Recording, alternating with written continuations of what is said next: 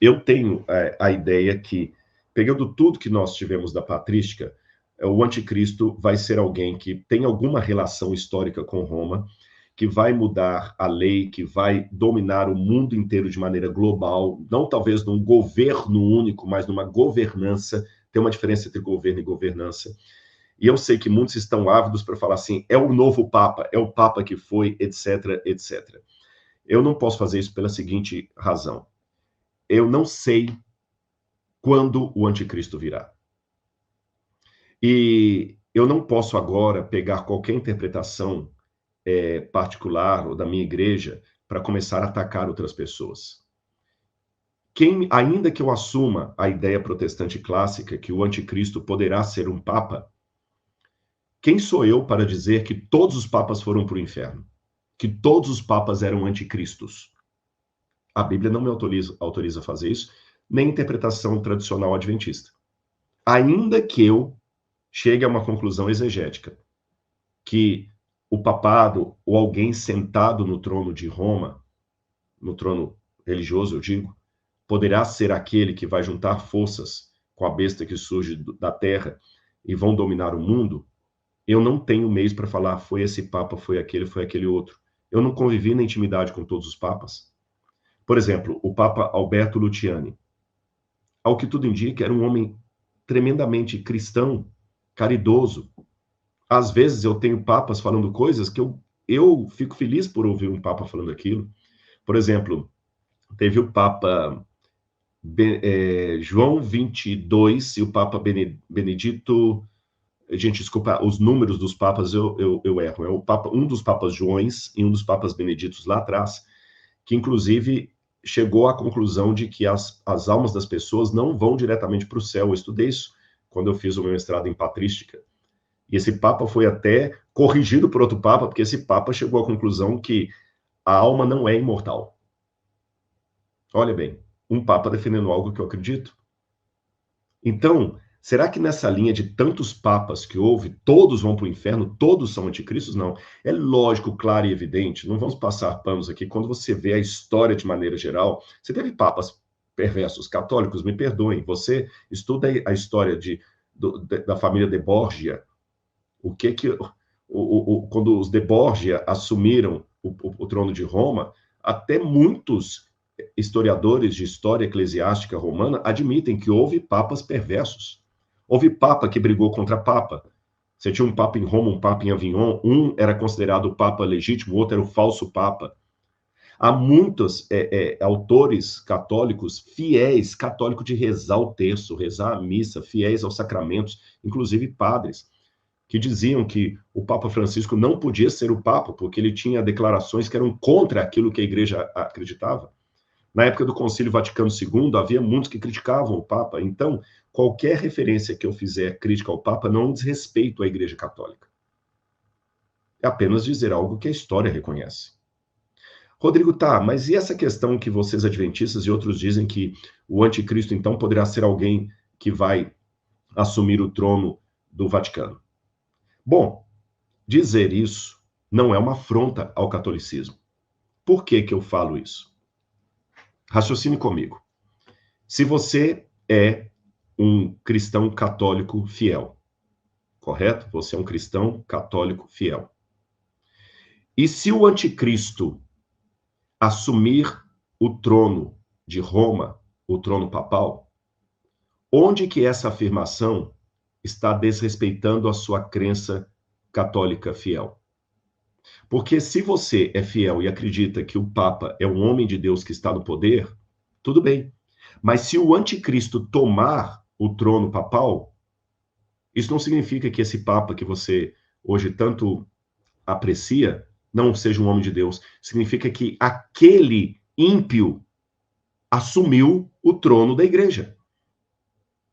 Lembre que o anticristo, como o próprio Hilário de Poitiers, que é um santo da igreja, Santo Hilário de Poitiers, o que eu estou falando aqui é a mesma coisa que São Hilário de Poitiers falou. Está lá na patrologia latina de Mini. Santo Hilário de Poitiers falou, não se deixe enganar. Isso aqui não é Lutero falando, não é Calvino, não é Zwinglio, não é Ellen White, não é J. Dwight Pentecost. Eu estou falando de Saint-Hilaire de Poitiers. Não amem a igreja enquanto paredes, telhados. Porque o anticristo pode se sentar aqui. Olha, você que é católico. Se Paulo falou que o anticristo se assenta no santuário de Deus, ostentando-se como se fosse o próprio Deus, se a igreja católica é a igreja de Deus e ele se assenta na igreja católica, está cumprindo a profecia, porque ele se assenta no santuário de Deus. Então, dizer que o anticristo poderá ser um papa não é um desrespeito à fé católica. Porque se você é católico e acredita que a igreja católica é a igreja de Deus, e Paulo fala que o anticristo vai se assentar no santuário de Deus, ostentando como se fosse o próprio Deus, então faz sentido dizer que o anticristo vai ser um falso papa, um falso sucessor dos ensinos de Cristo, que vai se assentar de maneira usurpadora no trono papal.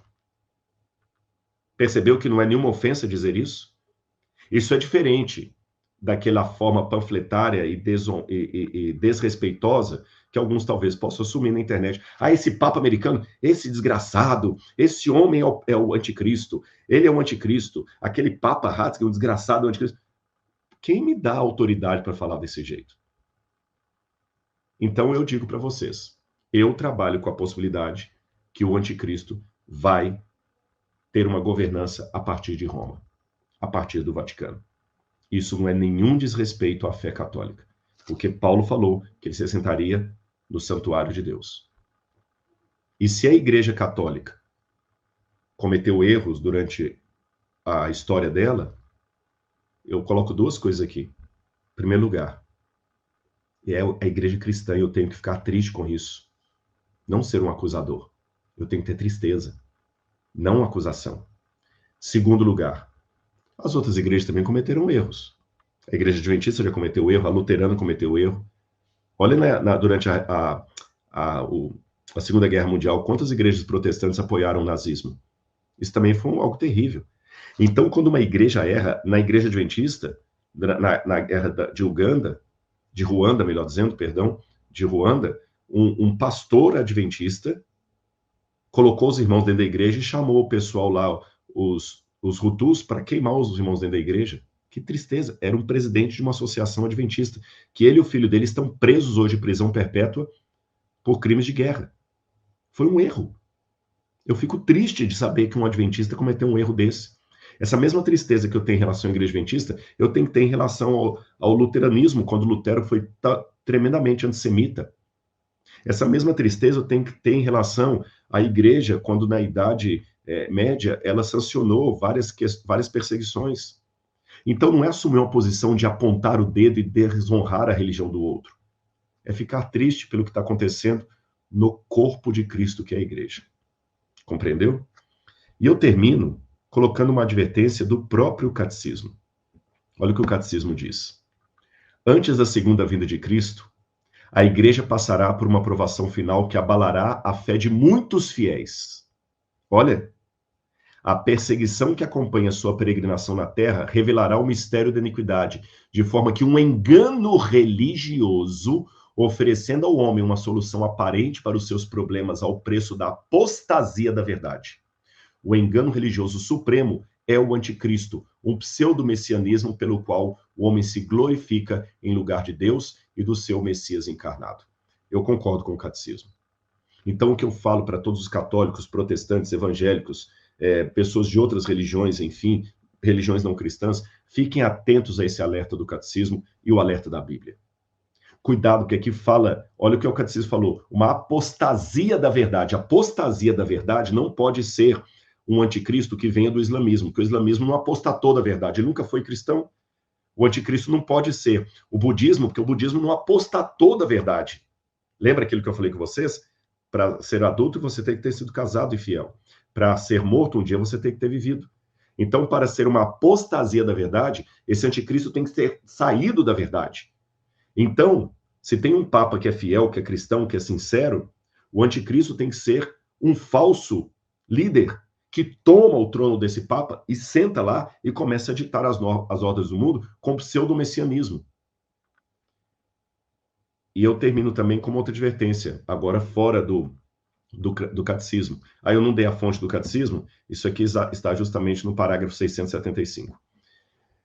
Vem desse livro aqui de Gerhardus Voss, onde ele escreve sobre a escatologia paulina, e ele fala assim: 2 Tessalonicenses pertence às muitas profecias, cuja última e melhor exegese será o cumprimento escatológico, e em relação às quais convém aos santos exercer um tipo peculiar de paciência escatológica. Muitas das coisas sobre as quais especulamos não se tornarão claras para nós até que aconteçam. Saberemos quando as virmos. Até lá, devemos esperar pacientemente. Então, meus irmãos, eu termino minha fala aqui com um alerta: cuidado. Existe o risco muito grande da gente querer dar detalhes de coisas que ainda não aconteceram. Por exemplo, como é que o sinal da besta e a marca será dada no mundo inteiro, a ponto que todos tomarão uma decisão? Eu tenho muitas perguntas que eu ainda não tenho a resposta. Por exemplo, alguém que durante esse período da grande tribulação em que o anticristo dominar a Terra, for, por exemplo, uma criança com síndrome de Down. Como é que essa criança vai ter uma mentalidade para saber escolher não ficar do lado do anticristo? Ou uma criança que tem um autismo de alto grau, que ela é um autista não verbal. Se a nomenclatura não for essa, me perdoem, tá? É um autista não verbal. Como é que vai ser? Porque o povo de Deus vai ser perseguido. Mas e esses? Uma pessoa que está com aquela doença de esclerose múltipla, ela que está toda paralisada, talvez num abrigo, como é que ela vai tomar uma decisão para ser perseguida junto com o povo de Deus, sendo que ela não pode nem mover o corpo dela? Eu não sei. Eu sei mais ou menos as diretrizes. Algo virá de Roma, será uma provável governança global e colocará uma lei que atrapalhará as pessoas de seguirem os mandamentos de Deus. Então, seguindo a Bíblia, seguindo a sugestão do catecismo e seguindo a sugestão de Voss, eu tenho que ter uma paciência escatológica. Estar preparado para o que está por vir e hoje manter a minha vida em constante oração e estudo da palavra. Porque o engano será tão forte que a Bíblia fala que ele vai enganar, se possível, os eleitos. É claro que não conseguirá. Ele tentará enganar os eleitos. Então, a única maneira de eu não cair nas garras do engano do anticristo é tendo uma constante vigilância, estudo da palavra e vida cristã piedosa de verdade. Não de maneira panfletária, não como advogado de Deus, mas como uma testemunha dele.